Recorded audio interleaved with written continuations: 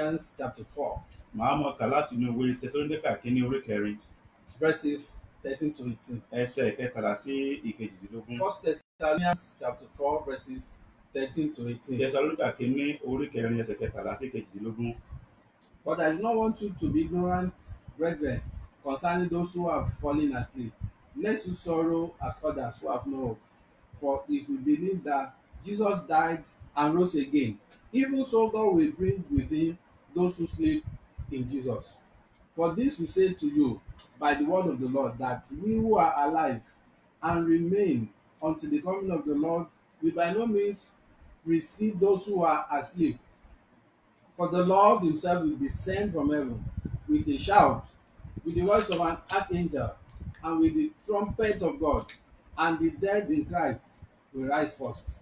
Then we who are alive and remain shall be caught up together with them in the clouds to meet the Lord in the air, and thus we shall always be with the Lord. Therefore, comfort one another with these words. We give thanks to God once again for the grace he has granted us to be alive today. A dúpẹ́ Ọlọ́run fún oore ọ̀fẹ́ míì tó tún fún wa lónìí láti jẹ́ ká wà láàyè lónìí. This is Christ Apostolic Church, Grace Tabernacle, Zona Headquarters, Ìjẹ̀ṣà-Tẹ̀dó, Lagos. Eléyìí ni bíi ní àpè ní Christ Apostolic Church Grace Tabernacle ní Ìjẹ̀ṣà-Tẹ̀dó l'Ékòó. In the past few Sundays, we've been talking on the second coming of Christ. Bí ọ̀sẹ̀ mélòó kan sẹ́yìn a ti ń sọ̀rọ̀ lórí ìpadàbọ̀ Jésù lẹ́ẹ̀kejì. We are teaching on the second coming of Christ. À ń sọ̀rọ̀ a sì ń kọ́ wa nípa ìpadàbọ̀ Jésù lẹ́ẹ̀kejì. That is the thing we are considering. Òun ni àkòrí gbòòrò tí à ń gbé yẹ̀wò. For this morning, we'll be talking on the topic, the rapture. Láàárọ̀ yìí nínú rẹ̀ nítorí pé àkòrí náà gùn ó sì pọ̀ èyí tá à ń gbé yẹ̀wò lórí ẹ̀ tó jẹ́ kókó ọ̀rọ̀ tààrọ̀ yìí ni ìgbàsókè àwọn àyànfẹ́. The rapture. Ìgbàsókè àwọn àyànfẹ́. This word is very common. Ọ̀rọ̀ yìí ó jẹ́ nǹkan tó jẹ́ gbajúgbajà. Many people have heard about it. Many people have talked about it. Ọ̀pọ̀lọpọ̀ ló ti gbọ́, ọ̀pọ̀lọpọ̀ ló ti sọ. But often it is misinterpreted and misused. Ṣùgbọ́n lọ́pọ̀ ìgbà ni a máa ń sì túmọ̀ láti máa ń sì gbọ́. So today we want to delve into the Bible to see what does this word mean and what relevant has it to us as Christians and to this generation. Wọ́n lónìí a fẹ́ gbé yẹ̀wò, a fẹ́ wo inú Bíbélì jinlẹ̀ gan-an, a fẹ́ wo kí ni bíbọ̀ rẹ̀ àbí ìgbàsókè àyànfẹ́ jẹ́, kí ni pàtàkì rẹ̀ fún àwa àyànfẹ́. The word rapture is from the Latin word repare. Ọ̀rọ̀ tá ń pè ní rapture tí í ṣe ìgbàsókè àwọn àyànfẹ́ yìí la mú jáde láti inú ọ̀rọ̀ nínú èdè Latin tí wọ́n pè ní repare. Which means to snatch up with force. Ó túmọ̀ sí pé kéèyàn já nǹkan bà pẹ̀lú ipá. From the Greek word apazo. Nínú èdè Gíríkì apazo ní jẹ́. It means cut up. Wọ́n ń pè é pé kéèyàn kó nǹkan sókè. So the meaning of rapture then is the taking away of true Christians from the world by Jesus Christ. Ìyẹn ni pé ìtumọ̀ ìgbàsókè àwọn èèyàn ni gbígbà àwọn èèyàn fẹ́ sókè pẹ̀lú nípasẹ̀ Kristi sí òkè ọ̀run. The taking away of the church from the world by the Lord Jesus Christ. Gbígbà àwọn Kìrìsìtẹ́nì sókè ọ̀run nípasẹ̀ Kristi. This is the greatest event that will happen in this generation. Eléyìí jẹ́ ìṣẹ̀lẹ̀ tó máa ga jù tó máa ṣẹlẹ̀ ní ìran tiwa yìí. It will happen any moment from now. Ó sì lè ṣẹlẹ̀ nígbàkúgbà. The world and things that are happening in the world are pointing to this event. Gbogbo ohun tó ń ṣẹlẹ̀ lọ́wọ́lọ́wọ́ láyé àtàwọn tó ti mọ̀ ṣẹlẹ̀ ó ń tọ́ka sí ìṣẹ̀lẹ̀ ńlá yìí. Jesus talked about it. Jésù sọ ń pa ẹ̀. The disciples talked about it. Àwọn ọmọ ẹ̀yìn rẹ̀ náà sọ ń pa rẹ̀. The Bible makes mention of things that will happen and before then, during and after this rapture. Bíbélì sọ ohun tí ó máa ṣẹlẹ̀ kígbà yẹn tó ṣẹlẹ̀ nígbà tó bá ṣẹlẹ̀ tàbí lẹ́yìn ìṣẹ̀lẹ̀ yìí. So like I said, the rapture means when the day Jesus Christ will come to take away the true Christians from this world. Ìyẹn ni pé ìtumọ̀ ìgbàsókè àwọn ìpẹ́ni pé ọjọ́ tí Kristi yóò wá láti wá gba àwọn Kìrìsìtẹ́nì àwọn ọmọ lẹ́yìn ẹ̀ kúrò nínú ayé yìí lọ́sọ́dọ̀ ara rẹ̀. Remember when Jesus was alive and they wanted to make him king after he had performed miracles. Ẹ rántí ìgbà tí Jésù wà láyé náà sì fẹ́ fi jọba lẹ́yìn ìgbà tó ti ṣe ìyanu. He told them his kingdom is not of this Ó sọ world. wọn pé ayé yìí kọ́ ni ìjọba tó ń wà. All Christians too, we are not real citizens of this world. Bẹ́ẹ̀ ni àwọn pẹ̀lú àwọn Kìrìsìtẹ́nì àìsọmọ ilé ayé yìí. We are strangers. Àlejò la jẹ́ láyé. We are sojourners. A kàn ń rìnrìn àjò nínú ayé yìí. That is what the Bible calls Ohun us. tí Bíbélì pè wá nìyẹn. Our citizenship is in heaven, olú ìlú wa wà ní ọ̀run. and death is not the end of man. Ikú kì í ṣe òpin ènìyàn. Either you are a Christian or you are not a Christian, death is not your end. Bóyá o jẹ́ kìrìsìtẹ́nì àbò kìí ṣe kìrìsìtẹ́nì, ikú kọ́ lópin rẹ̀. Death is just a temporary end of man. Ikú kàn jẹ́ òpin ráńpẹ́. There is life after death. Ìyè ń bẹ lẹ́yìn ikú. Let's listen to what Jesus has to say about this rapture. Ẹ já gbọ́ ohun tí Bíbélì wí tí Jésù sọ nípa ìgbàsókè àwọn From àyànfẹ́ the yìí. book of Matthew chapter 24. Mátíù orí ìkẹrìnléníogún. Matthew chapter 24 verses 40 and 41. Ìwé Mátíù orí ìkẹrìnléníogún ẹsẹ̀ ogójì àti ọ̀kànlélógójì. Let's listen to it. Then 2 men will be in the field. One will be taken and the other left. 2 women will be grinding at the mill. One will be taken and the other left. Praise the Lord. Hallelujah. Jesus, during his early ministry, when he was talking about the signs of the end time and things that will happen when he comes back, Jésù nígbà tó ń sọ̀rọ̀ nípa àwọn àmì òpin ayé àti àwọn nǹkan tí ó ṣẹlẹ̀ nígbà tó ń bá fẹ́ dé. especially about what will happen at the day we call rapture, Pàápàá ohun tó máa ṣẹlẹ̀ ní ọjọ́ tí a gba àwọn àyànfẹ́ sókè. he said 2 women will be grinding mills, that is, they will be working together. Yẹn ni pé ó ní àwọn obìnrin méjì wọ́n mọ̀ lọ yẹn ni pé wọ́n mọ̀ jọ ṣiṣẹ́ papọ̀. One will be taken away A ó mú ọ̀kan, and the other one will be a ó left. fi èkejì sílẹ̀. 2 men will be working on the field. Àwọn ọkùnrin méjì ó mọ̀ ṣiṣẹ́ papọ̀ nínú One oko. will be taken away, A ó mú ọ̀kan, the other one will be a ó left fi behind. èkejì sílẹ̀. 2 newscasters will be casting news Àwọn together. akọ̀ròyìn méjì ó mọ̀ kájọ karòyìn sí One gbogbo will be àgbáyé. taken away, A ó mú ọ̀kan, the other one will be left. a ó fi èkejì sílẹ̀. That day will be a terrible day in the world. Ọjọ́ yẹn máa jẹ́ ojú ewu ní ayé. There will be many accidents. Ọ̀pọ̀lọpọ̀ ìṣẹ̀lẹ̀ jàǹbá ọkọ̀ ló máa ṣẹlẹ̀ lọ́jọ́ Accidents náà. that the world had never Àwọn recorded. jàǹbá tí gbogbo ayé ò rí rí ló máa ṣẹlẹ̀ lọ́jọ́ náà. Many aircraft will crash Ọ̀pọ̀lọpọ̀ àwọn bàálù ló máa já when their pilots have been taken away. nígbà tí a ti mú atukọ̀ bàálù wọn The lọ. world will be in confusion. Ayé máa wà nínú ìpòrúurù. Why? Kí nìdí? Because the children of God will have been taken Nítorí away. pé a ó gba àwọn ọmọ Ọlọ́run sókè. And that is what is called rapture. Ohun tán pè ní ìgbàsókè àwọn It àyànfẹ́ will nìyẹn. happen any moment from Ó now. lè ṣẹlẹ̀ nígbàkúgbà nísìnyí. But how will this happen? Ẹ já wo báwo ni yóò wá ṣe ṣẹlẹ̀? How? Báwo ni yóò ṣe ṣẹlẹ̀? It will happen suddenly, Ó máa ṣẹlẹ̀ lójijì, unexpectedly. láìròtẹ́lẹ̀. That is what Jesus said. Ohun tí Jésù wí nìyẹn. He has prepared us, for us who are children of God, who are Bible readers, He has prepared us ever before now. Ó ti sọ fún wa pàápàá wa olùmọ̀ nínú Bíbélì, ó ti sọ fún wa kó tó di sìn yìí. He told us a lot of signs that will be pointing to this rapture. Ó sọ àwọn àmì tí ó mọ tọ́ka sí ìgbàsókè àwọn àyànfẹ́ fún wa nínú Bíbélì. One of them is pestilences. Ara àwọn àmì yìí tó ṣe pàtàkì ní àjàkálẹ̀ àrùn. The whole world is locked down now Gbogbo ayé náà tilẹ̀kùn mọ́ra wa because báyìí. of just one pestilence. Torí àjàkálẹ̀ àrùn kan péré. Even many people till date do not believe that there is coronavirus. Ọ̀pọ̀lọpọ̀ àwọn ẹ̀dùn níwọ̀n tí gbàgbọ́ pé coronavirus wà. They believe it's a myth. Wọ́n kàn gbàgbọ́ pé àwọn yẹn kan sọ They àsọdùn. believe the governments of the nations are deceiving their citizens. Wọ́n kàn gbàgbọ́ pé àwọn olórílẹ̀-èdè ayé wọ́n kàn sáà ń tàn àwọn ọmọ ọdún wọn. When Noah was preaching, when God told him that there will be rain, Nígbà tí Nóà ń wàásù tọ́lọ́run sọ fún pé òjò máa rọ̀. many people believed that he was saying fallacy. Ọ̀pọ̀lọpọ̀ gbàgbọ́ pé ó kàn sọ ọ̀sán kan sọ tiẹ̀ But sọ ní sọ. the rain came suddenly. Ṣùgbọ́n òjò bá wọn lójijì. As the rain came suddenly in the day of Noah, Bójò ṣe dé lójijì ní ọjọ́ Nóà. so Jesus Christ will come suddenly for the rapture of the Bẹ́ẹ̀ náà church. ni Jésù ṣe máa dé lójijì láti wá kó àwọn àyànfẹ́ lọ. How will it happen? Báwo ló ṣe máa ṣẹlẹ̀? One, Àkọ́kọ́, the archangel, that is the leader of all the angels of God, will blow a trumpet in heaven. olórí gbogbo àwọn áńgẹ́lì Ọlọ́run ni ó fọn ìpè lọ́run. From that passage there, 1 Thessalonians chapter 4, Tẹ̀sánúkà kínní orí kẹrin tá a kà yẹn. let's read verse 16b. Ẹ jẹ́ ká ka ẹsẹ̀ ìkẹrìndínlógún. 1 Thessalonians chapter 4, verse 16b. Tẹ̀sánúkà kínní orí kẹrin ẹsẹ̀ ìkẹrìndínlógún. For the Lord himself will descend from heaven with a shout, with the voice of an archangel, and with the trumpet of God, and the dead in Christ will rise first. Praise the Lord. Hallelujah. The Bible says the archangel will blow a trumpet. Bíbélì wípé olórí àwọn áńgẹ́lì yóò fún ìpè. There has never been such a trumpet in this Kò world. sí irú ìpè yẹn rí láyé. It is the whole world that will hear this Gbogbo trumpet. ayé ló máa gbọ́. the children of God all over the world. Gbogbo ọmọ Ọlọ́run tó wà ní gbogbo àgbáyé ló máa gbọ́ All ìpè náà. Christians in Africa will hear it. Gbogbo ọmọ Ọlọ́run ní Áfíríkà ó All gbọ́. Christians in America will hear it. Gbogbo àwọn Kìrìsìtẹ́nì ní Amẹ́ríkà All ó gbọ́. Christians in Asia will hear it. Gbogbo àwọn Kìrìsìtẹ́nì ní Asia ó All gbọ́. Christians in Australia will hear it. Gbogbo àwọn Kìrìsìtẹ́nì ní Australia ó gbọ́. At the same time, Ní àkókò kan nígbà kan náà. suddenly, Lójijì. it could be before the end of this message you Ó are lè hearing. jẹ́ ká tó gbọ́ wàásù tá à ń sọ yìí tán. It could be before the end of today. Ó lè jẹ́ ká tó parí It could ìsìn be òní. next year. Ó lè jẹ́ ọdún tó ń bọ̀. But it will happen suddenly. Ṣùgbọ́n yóò ṣẹlẹ̀ lójijì.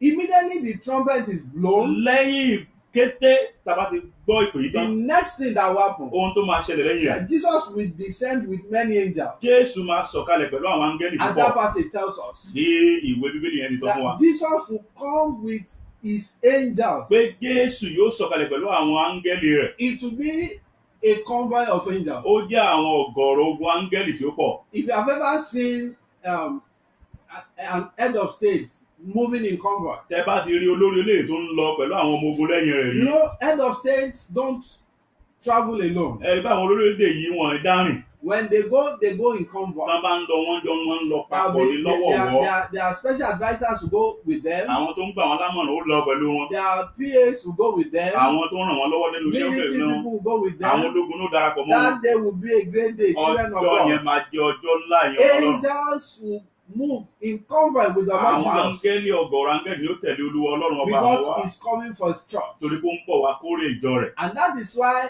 if you are a child of God, Ìdí nìyẹn tó wá jẹ́ ọmọ Ọlọ́run. you need to be prepared for this day. Ó ṣe pàtàkì kó pèsè kó sì Get múra lẹ̀ fún ọjọ́ prepared yìí. for this day. Múra lẹ̀ fún ọjọ́ ńlá Run yìí. away from sin. Sá fún ẹ̀ṣẹ̀. Jesus is coming for the church without wrinkle. Jésù ń bọ̀ wá kórè ìjọ tí ò lábàwọ́n. He's not coming for Christians who are living in sin. Kìí ṣe àwọn Kìrìsìtẹ́nì tí ń gbé nínú ẹ̀ṣẹ̀. He's not coming for nominal Christians. Kìí ṣe àwọn Kìrìsìtẹ́nì àfẹnujẹ́ṣá. He's not coming for carnal Kìí Christians. ṣe Kìrìsìtẹ́nì àwọn afárasé. He's not coming for Christians who worship God when they like. Kìí ṣe àwọn Kìrìsìtẹ́nì tó ń ṣe Ọlọ́run nígbà tó wù wọ́n. He's not coming for Christians who disobey God. Kìí ṣe àwọn Kìrìsìtẹ́nì tó ń ṣa ìgbọràn sí Ọlọ́run. And as you are listening to me this Bó o ṣe ń morning, gbọ́ mi láàárọ̀ yìí, if you have not given your life to tó o bá Christ, sì fi gbogbo ayé ẹ̀ fún you Jésù, still have an opportunity. o sì lórí ọ̀fẹ́. In fact, that is one of the reasons you are still alive today. Ìdí tó fi wà láàyè lónìí nìyẹn. You won't tell Christ when it comes that you have never heard about O him. ò ní sọ fún Jésù gbàdúrà dé pé o ò gbọ́ rí. He's giving you another Ó ń opportunity. fún ọ lórí ọ̀fẹ́ mi àǹfààní mi. Immediately Jesus comes with the convoy of his angels. Ní kété tí Jésù bá dé pẹ̀lú àwọn ọ̀gọ̀rọ̀ áńgẹ́lì The wọ̀nyí, next thing that will happen ohun tó máa ṣẹlẹ̀ ni pé is that Christ will come, he will raise the dead. ìyẹn ni pé Jésù ó wá àwọn òkú nu Kristi ní ó kọ́ jí dìde. The dead in Christ will rise first. Àwọn òkú nu Kristi ní ó kọ́ jí dìde. Let's read verse 16 again. Ẹ yá ká ẹsẹ̀ kẹrìndínlógún yẹn lẹ́ẹ̀kan sí. For the Lord himself will descend from the heaven with a shout, with the voice of an archangel, and with the trumpet of God, and the dead in Christ will rise first. Praise the Lord. Hallelujah. Note that statement. Ẹ kíyèsí gbólóhùn yẹn. Not all the dead. Kìí ṣe gbogbo òkú. Not all the dead people. Kìí ṣe gbogbo àwọn tó kú. The dead in Christ. Àwọn òkú nínú Kristi. Who are the dead in Christ? Àwọn là ń pẹ̀lú òkú nínú Kristi. Those who gave their lives to Christ before they died. Àwọn tí wọ́n fààyè wọn fún Jésù olùgbàlà kan tó And kú. if you observe the word the Bible uses for such repeatedly, Tẹ́ bá dẹ̀ kíyèsí àwọn gbólóhùn tí Bíbélì lò fún àwọn the Bible ọ̀rọ̀ says yẹn. they have slept in the Lord. Bíbélì ní wọ́n ti sùn nínú Olúwa. Not that they really died. Kì í ṣe pé wọ́n kú nínú Olúwa. And the Bible says when Christ comes, Bíbélì nígbà tí Jésù bá padà wá, the dead in Christ, òkú nínú Kristi, your son that was dead, ọmọ rẹ tó sùn nínú Kristi, that have given his life to Christ before he tó died, fààyè fún Jésù kó tó sùn, there is hope for him. ìrètí ń bẹ fún. Your spouse who died in Christ, there is hope for him Ọkọ or her. tàbí aya rẹ tó sùn nínú Kristi, Your ìrètí wà fún. parents that were serving Christ faithfully before they died, there is hope for them. Bàbá tàbí ìyá rẹ tó ń sin Jésù kó tó kú tàbí ó sùn, ó ìrètí wà Those fún. are the people that will rise first, immediately and at once, all over the world. Àwọn ní ó kọ jí dìde gbàrà nígbà tí pé bá dún. And let me tell you Káàkiri something. gbogbo àgbáyé. They Gbọ́ will eléyìí. not rise with this body of flesh and Wọn blood. ò ní jí pẹ̀lú ara kíkù yìí. They would rise with glorious Wọ́n ó body. jí pẹ̀lú ara àìkú, ara ògo. Praise the Lord. Hallelujah. Immediately they rise. Ní kété tí wọ́n ti jí tán. The next thing is that the Christians that are still alive will be transformed. Ohun tó kàn ni pé àwọn Kìrìsìtẹ́nì àwa Kìrìsìtẹ́nì tá a bá wà láàyè gbà yẹn, a ó yí ara wa padà. Verse 17, 1 Thessalonians 4:17. Tẹsalóníkà kínní orí kẹrin ẹsẹ̀ ìkẹtàdínlógún. Then we who are alive and remain shall be caught up together with them in the cloud to meet the Lord in the air, and thus shall we always be with the Lord. Praise the Lord. Hallelujah. The Christians who are alive when Jesus comes for the rapture of the church will be transformed. Transformation means that we will pull away this body of flesh. Àwa Kìrìsìtẹ́nì àbá àwọn Kìrìsìtẹ́nì bá wà láyé ń gbà yẹn, a ó pa wọ́n lára dà, wọ́n lọ bá Olúwa This Ọlọ́run. body of sin will be pulled Ara away. ẹ̀ṣẹ̀ yìí a ó bọ́ sílẹ̀. Let's read first Corinthians chapter 15. Ẹ jẹ́ á tún ka Kọ́ríńtì kínní orí kẹẹ̀ẹ́dógún. 1 Corinthians chapter 15, Kọ́ríńtì kínní orí kẹẹ̀ẹ́dógún. verses 52 and 53. Ẹsẹ̀ ìkejìléníàádọ́ta Let's àti listen to it. ìkẹtàléníàádọ́ta. In a moment, in the twinkling of an eye, at the last trumpet, for the trumpet will sound, and the dead will be raised incorruptible, and we shall be changed. For this corruptible must put on incorruption, and this mortal must put on immortality. Praise the Lord. Hallelujah. The Bible says we will be transformed. Bíbélì wípé a ó pa wá lára dà. Christians will no longer need this body. Àwa Kìrìsìtẹ́nì àní nílò ara yìí mọ́. This physical body will be useless. Ara yìí yóò di tí ò wúlò mọ́. And may I quickly remind you, Jẹ́ n sáré rán ọ létí. why are people becoming violent, lovers of money, doing many evil things? Kí ló fà á tí gbogbo èèyàn ṣe ń tó wù wọ́n fẹ́ràn owó ṣe àwọn ohun búburú gbogbo? This just because of one reason. Torí ohun ìdí kan And péré. the reason is because of this flesh. Nítorí pé wọ́n fẹ́ tẹ́ ara yìí They lọ́rùn. want to satisfy Wọ́n it. fẹ́ tẹ́ ara They yìí want òṣì to lọ́rùn. look neat. Wọ́n fẹ́ gbègbè ayé tó They want dẹrùn. to look fresh. Wọ́n fẹ́ gbègbè ayé They tó want to dùn wò. look gay. Wọ́n fẹ́ kí ẹwà wọn They dùn wò want kan to lẹ́wà look kan dùn cute. wò. Wọ́n fẹ́ dùn wò dáadáa. All because of this body. Nítorí pé ẹran ara yìí wọ́n fẹ́ tẹ́ lọ́rùn. Many spend thousands of naira on this body Ọ̀pọ̀lọpọ̀ every ná week ẹgbẹ̀rún lọ́nà ẹgbẹ̀rún lórí àgọ́ ara lásán yìí. at the expense of their soul. Ìyẹn ní pé nípò kíkán tọ́jú ẹ̀mí wọn. Listen, children of God, your soul is more important than your Ẹgbọ́n body ìmọ̀ràn before God. ọkàn yín ṣe pàtàkì fún Ọlọ́run ju ẹran ara lọ. This body will not get to heaven. Ara yóò lè dọ́run. If you die today Tó o bá kú lénìí, and you are buried, tán sì sin ọ́. your body that on which you have been spending millions of naira will turn to dust. Àgọ́ ara tó ń ná owó iyebíye yí lé lórí yóò di yẹ̀pẹ̀ padà. Maggot will eat you up. Àwọn ète kòǹgbàkòǹgbà ni ó fi ọ́ ṣe oúnjẹ. Even if you are a child of God, Ó the same dàbò thing jẹ́ will ọmọ happen to you. Ọlọ́run, àwọn ènìyàn ó jẹun. So spend less on your body. Ná owó kékeré lórí àgọ́ ara rẹ. Spend more on your soul. Ná owó tó pọ̀ nítorí ọkàn rẹ. Take care of your soul. Ṣe ìtọ́jú ọkàn rẹ. You should be careful of the enemy of your soul. Ó yẹ kó o kíyèsára torí ọ̀tá ọkàn rẹ. The devil is the enemy of your soul. Ọ̀tá ọkàn rẹ ní èṣù. He wants you to take care of your flesh at Ó all fẹ́ times. kó tètọ́jú àgọ́ ara yìí pẹ̀lú gbogbo tó He ní. knows that you don't need this body in heaven. Ó mọ̀ pé àgọ́ ara yìí ò lè dọ́run kò And lè it nílò rẹ̀ is bẹ́ẹ̀. the taking care of this flesh that will prevent many from making heaven. Títètọ́jú àgọ́ ara ẹ̀ṣẹ̀ yìí sì ni ó dènà ọ̀pọ̀lọpọ̀ ènìyàn láti dọ́run. When will Christ come back? Nígbà wo ni Jésù ó padà wá gan? Rapture, rapture, rapture. Ìgbàsókè àwọn àyànfẹ́. When will it happen? Ìgbà wo ló máa ṣẹlẹ̀? Many individuals, many denominations, many people, many theologians, many professors of the world have said a lot of dates about this. Ọ̀pọ̀lọpọ̀ ọ̀pọ̀lọpọ̀ àwọn ènìyàn ọ̀jọ̀gbọ́n náà ti sọ ọ̀pọ̀lọpọ̀ nǹkan lórí ọjọ́ tí ó ṣẹlẹ̀. Jehovah's Witnesses said Jesus will come in 1914. Àwọn Jehovah's Witnesses ní Jésù ó dé ní 1914. But when he didn't come, they said he had come but in the spirit. Ìgbà tí ó dé wọn ló ti dé ṣùgbọ́n ó dé nú ẹ̀mí. But what did Jesus say about Ẹ̀wọ̀n ẹja gbọ́ ẹni tó lòun padà bọ̀ gan-an ìgbà wo ló pè é kó òun padà bọ̀ kí ló sọ? Matthew 24:36. Ìwé Matthew orí ìkẹrìnlélógún. Matthew chapter 24 verse 36. When is Jesus coming? Matthew orí ìkẹrìnlélógún ẹsẹ̀ When is this kẹrìndínlógójì. rapture? Yes. But of that day and hour no one knows, not even the angels of heaven, but my Father only. Hallelujah, somebody. Hallelujah. You've heard from the horse's mouth. Ẹ ti gbọ́ láti ẹnu oní nǹkan. Jesus that is coming Jésù tó lóun bọ̀ tó sì ń padà said bọ̀. that of that day and hour, no one knows. ó ní nígbà náà ìgbà yẹn àti àsìkò ní ẹnikẹ́ni ò mọ̀. Not even the angels, ní kódà àwọn áńgẹ́lì ọ̀run gan ò mọ̀. nor Satan.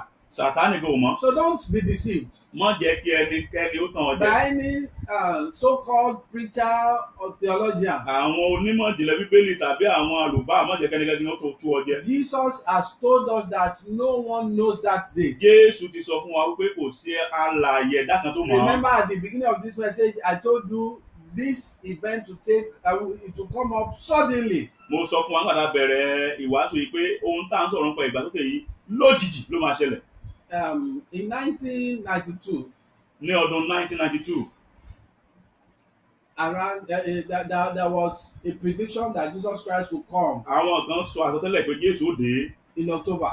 ní oṣù kẹwàá ọdún náà. So there was an allergy that was living in our environment then. Bàbá kan aláàjì ni ó ń gbé ládùúgbò wa nígbà yẹn. He now called me. Ó wá pè mí. He said, Pastor, Ó ní olùṣọ́ àgùntàn. he said Jesus is coming on the 28th of October. Wọ́n ní Jésù ó dé ní ọjọ́ kejìdínlọ́gbọ̀n oṣù kẹwàá ọdún He 1992. said, is that true?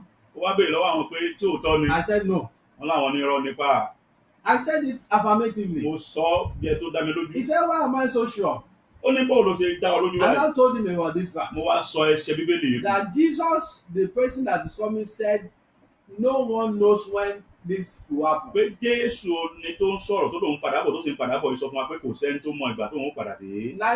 Then all over the world, there was pandemonium. People, I remember, some people sold their properties. Some began to buy cows. They said they wanted to enjoy their life before that date will come. Ní ìgbà yẹn mo rántí náà lọ́dún náà lọ́hùn gbogbo àgbáyé pátá náà ṣe ń tó wọ ẹni kálẹ̀ lómi tiẹ̀ ń ta nǹkan ní rẹ̀ nítorí pé ó jẹ́ ń gbádùn kí Jésù tó dé. But Jesus never came then. Ṣùgbọ́n Jésù ò dé lọ́jọ́ náà.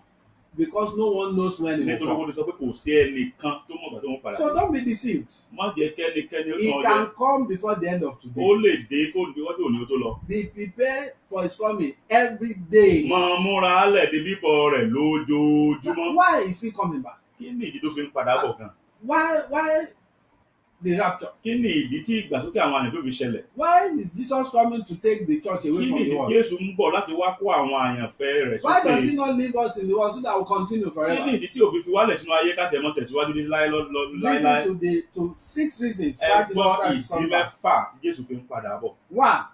Ìkíní, He's coming to reward faithful Christians. ó ń bọ̀ láti wá fún àwọn ọmọ ẹ̀yìn àwọn kìrìsìtẹ́nì dáadáa lẹ́bùn lérè. He's coming to reward the faithful Christians. Ó ń bọ̀ láti wá pín àwọn kìrìsìtẹ́nì lérè. Not all church goers, Èsì gbogbo àwọn tó ń lọ ṣọ́ọ̀ṣì, but the faithful ones. ṣùgbọ́n gbogbo àwọn olóòótọ́. So my dear brothers and sisters, Ẹ̀yin arákùnrin àti arábìnrin mi, continue to serve God faithfully. tẹ̀síwájú láti jẹ́ Even olóòótọ́. if your pastors do not reward you, Kódà tí àlùfáà rẹ̀ ò bá if san your fún church ẹni rẹ̀, leaders do not see you, bí àwọn olórí ìjọ rẹ̀ ò if bá you are tẹ̀ not san, rewarded by anybody, tí ẹnikẹ́ni kò fún the oníkẹ́kọ̀ọ́, one who called you, ẹni tó pè ọ́, the one who saved you, ẹni tó gbà the ọ́ là, one who knows everything ẹni about tó mọ you, ohun gbogbo nípa rẹ̀, is coming very ó soon. ń bọ̀ láìpẹ́, He's coming to ó reward ń you. bọ̀ láti wá fún ọ lérè. Get prepared for him. Múra lẹ̀ fún. Another reason why rapture will take place Èsì kejì tí ìgbàsókè àwọn ìbí ṣẹlẹ̀. is to reward evil people for their evil deeds. Ó ń bọ̀ láti wá san àwọn èèyàn búburú ní ẹ̀san ẹ̀ṣẹ̀ wọn. To reward evil people for their evil deeds. Láti wá ṣẹ̀san fún àwọn èèyàn búburú. It is not only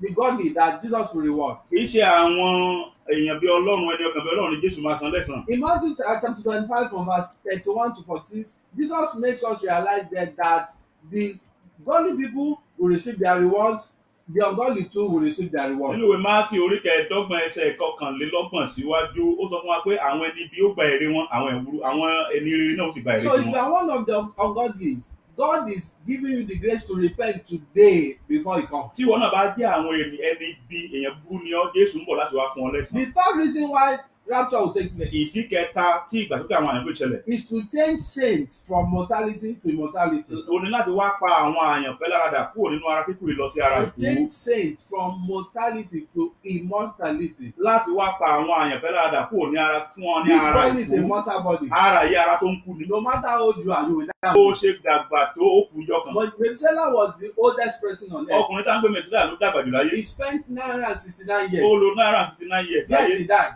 Síbẹ̀síbẹ̀ ó kú náà gbẹ̀yìn. There were some of our ancestors that were using children to prolong their years, yet they died. Àwọn bàbá wa kan ṣe gbẹ́kúdè, wọ́n ṣe gbẹ́kúmì, wọ́n ṣe gbẹ́kújẹ, ṣùgbọ́n padà kú gbẹ̀yìn náà ni. But when you are raptured, ṣùgbọ́n nígbà tí ìgbàsókè àwọn àyànfẹ́ bá you ṣẹlẹ̀ will no longer die. o ò lè kú láéláé You mọ́ will live forever. ó gbé láé lọ́dọ̀ Olúwa. Those who are lame will no longer become lame. àwọn tó jẹ́ pàrọ̀ ni wọn ò ní yarọ The lọ́hùn. blind will be seen clearly. àwọn afọ́jú ó di ẹni tí ríran kedere Those lọ́dọ̀ rẹ̀. who died in sickness will no longer àwọn tó be yẹ seen. pa àìsàn ló pa àwọn àìsàn ò ní sí mọ́. Another reason why rapture will take ìdí mi place tí ìgbàsókè àwọn àbúrò ṣẹlẹ̀ ni pé is to give saints victory over death and hell. ó ń bọ̀ láti wá fún àwọn àyànfẹ́ ní ìṣẹ́gun lórí ikú àti ọ̀run àpáàdì. He will give us victory over death and hell. á fún àwọn àyànfẹ́ ní ìṣẹ́gun lórí ikú àti ọ̀run àpáàdì. That is wonderful.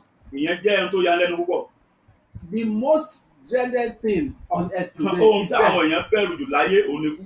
Let me quickly tell you this. kí ẹ rán ọ létí eléyìí jẹ́ sáyẹ́sọ eléyìí fún ọ. It is not corona virus that lock us down. ìyá méjì ṣe coronavirus ló tilẹ̀kùn mọ́ wá sílé. The whole world is locked down now. The whole world. gbogbo ayé ń tilẹ̀kùn mọ́ra wọn sínú ilé Not gbélé ẹ̀. because of kí ṣe coronavirus. coronavirus nìkan. You will ask me. You are asking me what then? ẹ máa bèrè pé kí wọ́n á ló tẹ̀ wálé kí ló It's ṣe wá because of mọ́lé. them. ikú ló ṣe wá mọ́lé àfẹ́ kú. Nobody wants to kò die. sẹ́ni tó fẹ́ kú. Coronavirus is not the only virus in the world. kí ṣe coronavirus nìkan ni virus It tó is wà not the láyé. only disease in the òun world. nìkan kọ́ láìsàn tó wà láyé. But we are locked down because it kills very fast. à ń tilẹ̀kùn mọ́ra wá sílé nítorí pé ó ń pààyàn ní kíá. There are other sicknesses. There are bacterial viruses. We have sicknesses like malaria and like typhoid, like HIV. a ní àwọn àìsàn míì bíi typhoid bíi HIV They tó máa ń happen all pààyàn. over the world. Yet the world is not locked down gbogbo ayé ní ti ṣẹlẹ̀ síbẹ̀síbẹ̀ àti because tilẹ̀kùn they mọ́ra wá. don't kill nítorí very pé fast. àwọn yẹn sára wọn yára pààyàn. Sinners don't want to die. àwọn ẹlẹ́ṣẹ̀ wọn fẹ́ kú. Children of God don't want to die. àwọn ọmọ Ọlọ́run ò fẹ́ kú. You are afraid of death, ẹ̀rù kú ń bà ọ́. but you are not afraid of hell. ṣùgbọ́n ò bẹ̀rù àwọn àpáàdì. Children of God ẹ̀yin ọmọ Ọlọ́run. and people that are listening to me or watching me, ẹ̀yin tẹ́ hell fi ń is gbọ́ real. mi tàbí tẹ́ ń wò mí ọ̀run àpáàdì dájú. But it is only those who are Christians, those who are living for Christ when it comes, that are raptured, that will have victory over death and hellfire. ṣùgbọ́n àwọn tá a bá gbà sókè àwọn àìfẹ́ tó bá gbà sókè nìkan ló máa ní ìṣẹ́gun lórí ikú àti Ọ̀run àpáàdì. àpáàdì. Another reasons rapture will take place ìdí míì tí ìgbàsókè àwọn tó fi ṣẹlẹ̀ is for Christians to be taken away from the presence of sin and evil. ni pé a ó gba àwọn àyànfẹ́ kúrò nínú ayé ẹ̀ṣẹ̀ yìí. We will be taken away from the presence of sin and evil. a ó gba àwọn àyànfẹ́ kúrò nínú ayé ẹ̀ṣẹ̀ yìí àti nínú ayé búburú. That means we will no longer be able to commit sin. nítorí pé àwọn nílé dẹ́ṣẹ̀ mọ́. Anyone that is raptured can never be fallen by evil. ẹnikẹ́ni tó máa ti gbé sókè táwọn lè gbà sókè ìdè kan ò lè ṣẹlẹ̀ sí mọ́. So children of God, no matter what you are going through ẹ̀yin today, ọmọ Ọlọ́run gbogbo ohun tó wù kó mọ dojúkọ be lónìí faithful to God. jẹ́ olóòótọ́ sí Olúwa. Very soon our master is coming. láìpẹ́ balógun wa ń bọ̀. And when he comes, tó bá sì dé he will take you away from the presence of yóò sin. mú wa kúrò nínú ìgbé ayé ẹ̀ṣẹ̀ He yìí. will take you from the presence of evil. yóò mú wa kúrò lọ́wọ́ àjàkálẹ̀ àrùn búburú àti You will no longer gbogbo. suffer any pain. kò sí ohun búburú kan àbí gan tí ó ṣẹlẹ̀ sí No ọmọ. one will be able to oppress kò you. sẹ́ni tí ó lè máa tẹ̀ ọ́ lórí mọ́lẹ̀ You mọ́. will not lose your loved ones kò any sí longer. ikú mọ́ kò ní sí ikú ò lè pa àwọn èèyàn rẹ mọ́. You will not have any suffering, any hunger. No calamity kò will ní befall you sébi any kò longer. ní síyà kò ní sí wàhálà mọ́. So whatever you are passing through now, ohunkóhun ohun yòówù kó mọ they dojúkọ. are temporary. wọ́n kàn wà fúngbà kan. But very soon, láìpẹ́ they will be taken away. a ó mú ọ kúrò And láyé the yìí. last reason for rapture ìdí tó kẹ́yìn tí Jésù fi ń padà bọ̀ is láti to wá kó take àwọn the àyànfẹ́ rẹ̀ saints lọ. out of the earth before the tribulation period. láti wá gba àwọn àyànfẹ́ sókè kí ọjọ́ ìdínà tó dé ìpọ́njú tó dé. To take the saints out of this earth before the tribulation láti period. gba àwọn àyànfẹ́ sókè kí ìpọ́njú tó dé kó tó bẹ̀rẹ̀. The tribulation period is one of the topics we shall treat under this series by the grace of God. àkókò ìpọ́njú jẹ́ àwọn pàtàkì kókó kan tá a gbé yẹ̀wò tá a bá ti bá ẹ̀kọ́ yìí lọ. As this year is going on, bá a ṣe ń bá ọdún yìí lọ yìí get prepared for the second coming of Christ. múra álẹ̀ de ìgbàsókè àwọn àyànfẹ́. Get prepared for rapture. múra álẹ̀ de bíbọ̀ Jésù.